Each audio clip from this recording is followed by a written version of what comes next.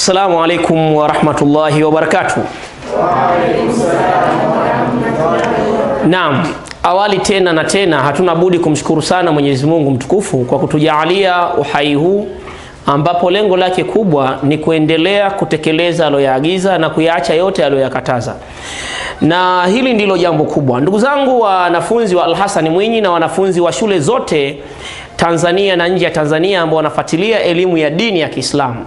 Leo tumekutana kwa muda huu mchache kuiangalia formati mpya ya elimu ya dini ya Kiislamu. Si formati mpya, lakini kutokujulikana kwake kumepelekea ionekane ni formati mpya. Na sasa inakuwa ni kigezo, kila mtu asa kuna formati mpya, formati mpya, formati mpya, formati mpya. Kiuhalisia si formati mpya, na hapa baada ya kipindi hiki utaielewa vizuri formati ya elimu ya dini ya Kiislamu pamoja na namna ya kuweza kuijibu. Hilo ndilo ambalo tunakutana leo. Awali isikupe tabu.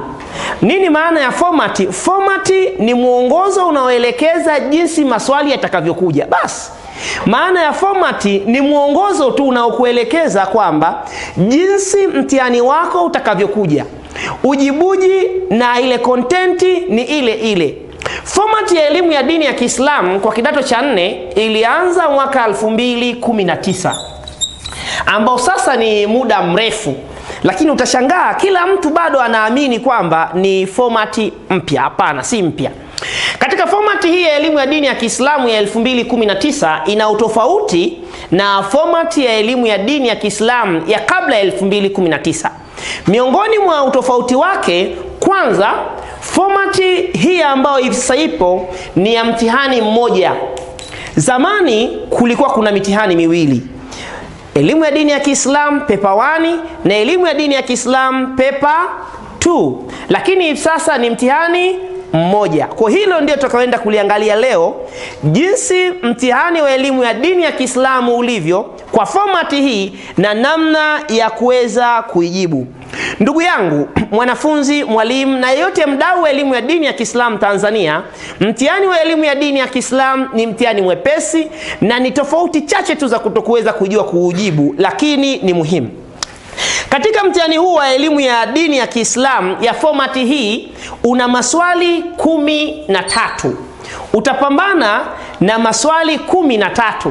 Katika maswali 13 wewe itakulazimu ujibu maswali 12. Itakulazimu ujibu maswali mangapi? Itakulazimu wewe ujibu maswali 12. Katika mtihani huu wenye maswali 13 una sehemu A, B na C. Una sehemu A, B na C. Kwa wewe utaenda kupambana na mtihani ambao una sehemu A, B na C. Sehemu A katika mtihani wako wa elimu ya dini ya Kiislamu katika formati hii mpya, sehemu A itakuwa na jumla ya alama 20. Sehemu A itakuwa na jumla ya alama ngapi? 20.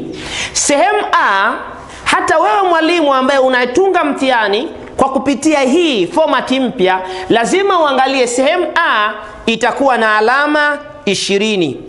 Na hizi alama 20 kutakuwa kuna maswali mawili. Kutakuwa kuna swali la kwanza. Ili swali la kwanza litakuwa na alama 15. Na swali hili litakuwa ni la kuchagua. Swali hili la sehemu A litakuwa ni la kuchagua.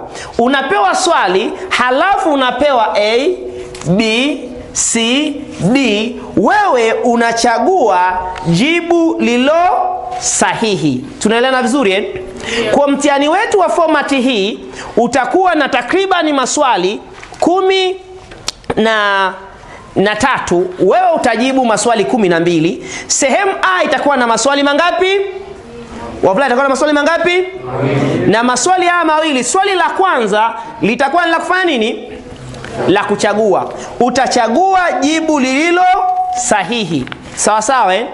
Kwa hiyo hapa utakutana na swali labda linasema labda swali la kwanza, Romani 1 iseme dash dash dash dash ni mtiririko wa wapokezi katika hadithi. Maana yake A itakuja A labda matini, C nini? A matini, B rai, D. Wewe utaangalia ni jibu gani ambalo ni sahihi. Kwa swali la kwanza litakuwa ni la kuchagua. Tunaelewa vizuri, si ndio? Yeah. Kuna changamoto kubwa sana, si format, ni namna ya kujibu. Unajibuje swali hili la kwanza? Kwenye karatasi lako kwenye kitabu chako cha kujibia utaandika swali namba 1. Romani zako ziwe takribani 15. Zikiwa 15 kuna 1, 2, 3, 4, 5 mpaka 10 na ngapi? Na 5. Wewe utaweka majibu hapa. Baada ya kulisoma swali lako vizuri, utaweka majibu panapo stahiki. Tuko pamoja? Kwa hiyo kwenye format mpya, hili ni swali la kwanza, lina alama 15. Lina alama 15 ambazo wewe utachagua pa kuweka jibu lako baada ya kupitia. Ama sehemu B hii, swali la pili ni kuoanisha. Kwa swali la kwanza la vipengele 15 ni kuchagua jibu sahihi. Swali la pili ni kuoanisha. Unapewa kifungu A na kifungu B. Kwenye kifungu A unapewa maneno, halafu majibu yapo kwenye kifungu gani? B. Sasa wewe utakachokifanya, utachukua majibu sahihi yanaoanika na kifungu A, na kwenye kujibu kwako utachukua tena dira hii, utatengeneza swali lako la pili, Romani 1, 2, 3, 4, 5, halafu utachagua kifungu sahihi cha kuoanisha. Sawa sawa, eh? Nani hajaelewa? Tuko pamoja, si ndio? Kwa swali la kwanza sehemu A ni swali la kuchagua jibu sahihi. Swali la pili ni swali la kuoanisha. Hiyo ndio format mpya. Kwa hakuna haja ya wewe kuiogopa. Ni jambo ambalo la kawaida, ni jepesi, unachagua kile ambacho ni sahihi. Hili ilikuwa ni sehemu A. Walioelewa sehemu A, nyosha mikono juu. Ni nani hajaelewa katika sehemu A? Sawa sawa, eh? Kwa sehemu A ina maswali mangapi? La kwanza lina Romani ngapi? 15. Ambazo unatakiwa ufanye nini? Uchague. Na la pili la Romani ngapi? 5. Ambazo unatakiwa ufanye nini? Oanishe. Mashaallah. Hilo ni sehemu A katika format yetu mpya. Tunakwenda kwenye sehemu B. Tutaona baadhi ya maswali.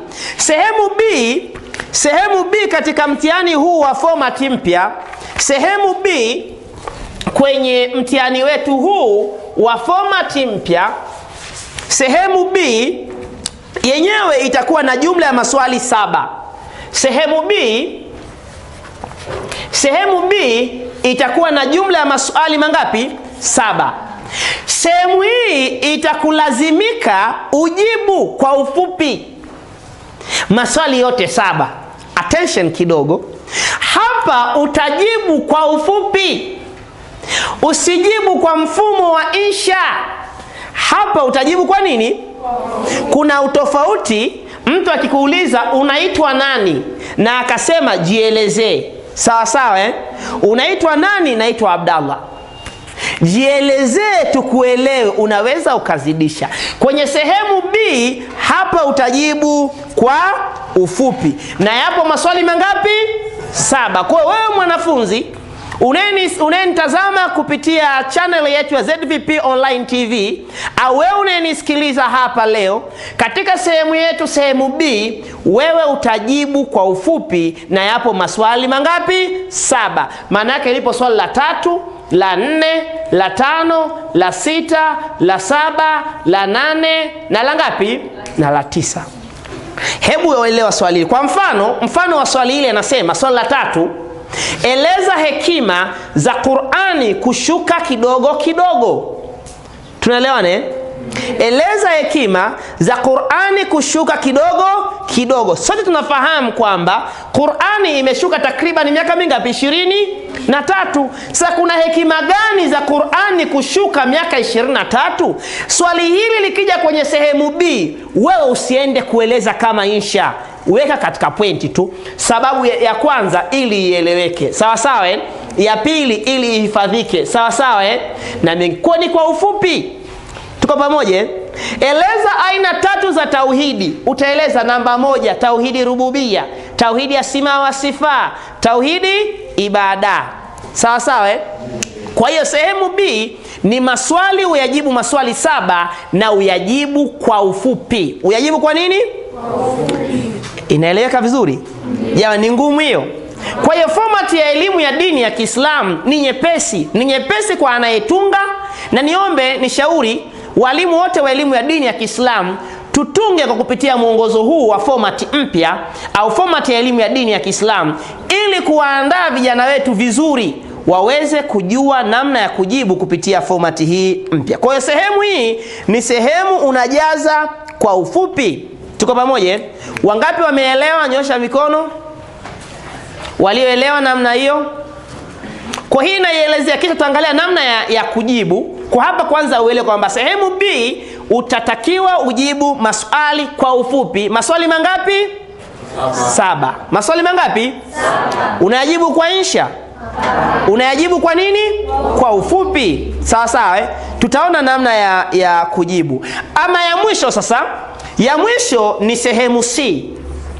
Ya mwisho ni sehemu C. Kumbuka, sehemu A tumejibu maswali mangapi? 2. Sehemu B tumejibu maswali mangapi? 7. Sawa. Jumla tumeshajibu maswali mangapi? 9. Sawa sawa. 13 ukitoa 9 tunabaki na mangapi? 4. Safi. Sehemu C itakuwa na maswali 4, lakini itakulazimu uchague maswali 3. Sawa sawa. Sehemu C itakuwa na maswali 4, itakulazimu uchague maswali mangapi? 3. Na maswali haya 3 utayajibu kwa mfumo wa insha. Tunaelewana vizuri? Kwa hiyo insha utajibu kwenye sehemu C, ambapo sehemu hii C utajibu maswali takribani 3 kwa mfumo wa insha kutoka kwenye maswali mangapi? 4. Tunaelewana vizuri? Walioelewa nyosha mkono juu. Walioelewa? Safi. Sasa hebu tumalizie kipindi chetu cha format mpya. Lengo si wetu kuijua, lengo ukawaeleze wengine kwamba format mpya ni nyepesi mno. Na ndio maana tumetoa vitabu, nimetoa kitabu cha format mpya, tumekitoa sana online bure na tunavigawa bure, ili mtu ajue elimu ya dini ya Kiislamu ni nyepesi mno. Sasa hebu tuangalie baadhi ya swali. Kuna changamoto kubwa sana kwa wanafunzi wetu namna ya kujibu kwa mfumo wa nini? Wa insha. Insha ya elimu ya dini ya Kiislamu, hapo ndio kuna changamoto. Tumetoa mwongozo na kitabu ambacho kinasambaa sasa, kinaitwa Jua Kujibu Maswali ya Insha, na kinatolewa bure. Hebu tuone kwa swali la maswali 3 sehemu C. Sehemu nini? Ina maswali mangapi sehemu C? 4. Unatakiwa jibu mangapi? 3. Sawa sawa. Hebu tuone baadhi ya swali moja, tulipitie tuone linakaeje. Tuone swali hili, anasema hivi: basi oweni mnaowapenda katika wanawake 2 au 3 au 4. Ni sura ya 4 aya ya 3. Toa hoja kuonesha hekima ya Allah kutoa ruhusa ya kuoa wake hadi wangapi? 4. Hili ni swali unapambana nalo sehemu nini? C. Sawa sawa. Eleza Omari Abdul Azizi ni khalifa wa 5 katika Uislamu. Jadili. Sawa sawa. Kwa haya ni maswali yanapata sehemu nini? C. Wewe utajibu kwa mfumo wa nini? Wa insha. Hebu tuone swali hili. Tuliangalia swali hili la mwisho kwamba oweni katika wanawake 2, 3 au wangapi? 4. Onesha hekima za Allah kuruhusu ndoa hizi. Hilo ni swali. Au naweza nikaja swali, onesha kwamba ndoa za mitaala ni faida kwa wanawake. Kwa wewe utaeleza, attention, utaeleza kwenye mfumo wa insha ya IDK. Insha ya IDK ina sehemu tatu. Ina sehemu ngapi? Ina sehemu ngapi? Sehemu ya kwanza ni utangulizi. Sawa sawa eh? Sehemu ya kwanza ni nini? Utangulizi. Hapa utaeleza kwa ufupi kidogo jambo limelobeba swali. Kwa mfano, swali hili la oeni katika wanawake wawili au watatu limekuja kwenye ndoa za wake wengi, si ndio? Nini maana ya ndoa za wake wengi? Ni makubaliano ya hiari kati ya mume mmoja na zaidi ya mwanamke mmoja kwa kuishi pamoja kwa furaha na kufuata misingi ya nini? Ya Uislamu. Ukimaliza utangulizi, unakuja sasa namba 2 ni nini? Kwa hapa ni utangulizi. Labda swali linaweza likaja, ufufuo ni jambo jepesi kwa Allah, jadili. Sawa sawa eh? Hapa tunaweka nini kwenye utangulizi? Nini maana nini ya ufufuo? Kwamba ufufuo ni ile hali ya Mwenyezi Mungu kuwarudishia tena uhai viumbe ili hukumu isimame. Sawa sawa eh? Kwa hii ni utangulizi. Tunaelewana vizuri jamani? Kwa katika maswali sehemu C kwenye insha form kuna utangulizi namba 1. Baada ya utangulizi unakuja sehemu ya pili, inaitwaje? Kati. Sasa si ndio? Hapa ndio utataja pointi zako. Tunaelewana vizuri eh? Hapa ndio utataja nini? Zile hoja zako utazitoa hapa. Jitahidi hoja yako itoe nje, ifate maelezo machache, usiweki maelezo mengi. Eleza hekima za Allah kuruhusu ndoa za wake wengi. Utaweza ndoa za wake wengi ni ndoa ya mwanamume mmoja kuoa mwanamke zaidi ya nani? Ya mmoja, lakini kwa kufata misingi na utaratibu wa nini? Wa Uislamu. Zifuatazo ni hoja zinazothibitisha ndoa za mitala, zinazothibitisha hekima za Allah kuruhusu ndoa za nini? Za wake wengi. Au zifuatazo ni hoja zinazothibitisha kwamba ndoa za wake wengi ni faida kwa wanawake. Sawa sawa eh? Hapa ni sehemu ya utatoa zile hoja. Hoja ya kwanza ni kuwastiri nani? Wajane. Ukisema kuwastiri wajane, uweka koma kwenye ile hoja yako, ielezee. Sawa sawa eh? Ukipiga mahesabu hapa, waliofiwa na baba ni wengi kuliko waliofiwa na mama. Kweli uongo? Kwa Allah anajua karuhusu ndoa za mitala ili wale mama zetu wastirike. Sawa sawa eh? Lakini hoja nyingine ni nini? Hoja nyingine, kupunguza idadi ya wanawake. Sawa sawa eh? Wanawake ni wengi maradufu kuliko nini? Wanaume. Licha ya kwamba wanaume ni wachache, pia tumepungua. Kuna mapadri hawaoi. Sawa sawa eh?